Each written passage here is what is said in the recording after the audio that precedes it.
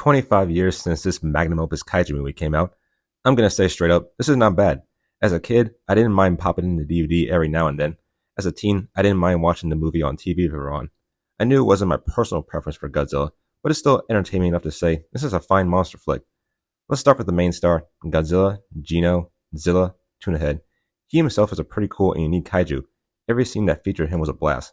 While not demonstrating the king's powers, it still made for an interesting watch.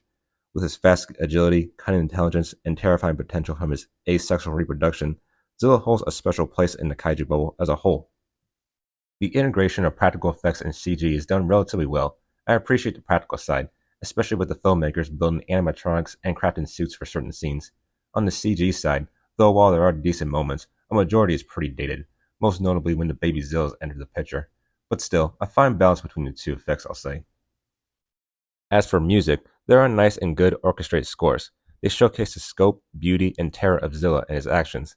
The main theme playing in the opening credits really gets one in the mood for what's to come. Now, as far as the soundtrack featuring artists like Puff Daddy or Jamiroquai, I like it too. Come With Me is over the top, cheesy, big, and overly grandiose, but it's a guilty pleasure. Fits the movie's tone to an extent. Deeper Underground is probably my favorite as far as referencing the movie. If one hasn't seen this movie or doesn't know what Godzilla 98 looks like, the pacing does good at keeping one's interest on the design. The titular monster's first appearance in NYC pays off well. Hearing and feeling heavy stomps, not knowing what it is, and all of a sudden seeing dust and debris appear in the distance, those emotions and scenes work quite finely.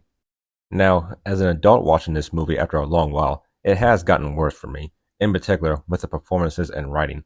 The cast do alright with the basic, minimalistic, and cheesy dialogue, but the absolute worst offender with their delivery is Matthew Broderick, along with his love interest.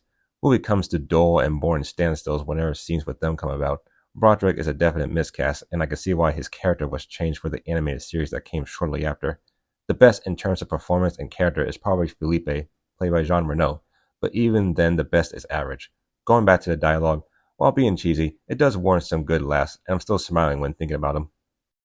The comparisons to Jurassic Park are pretty clear and cut, in terms of storytelling, familiar music cues, cinematography, etc. It can still be fun as I mentioned, for it does offer an interesting world-ending angle to Zilla's character.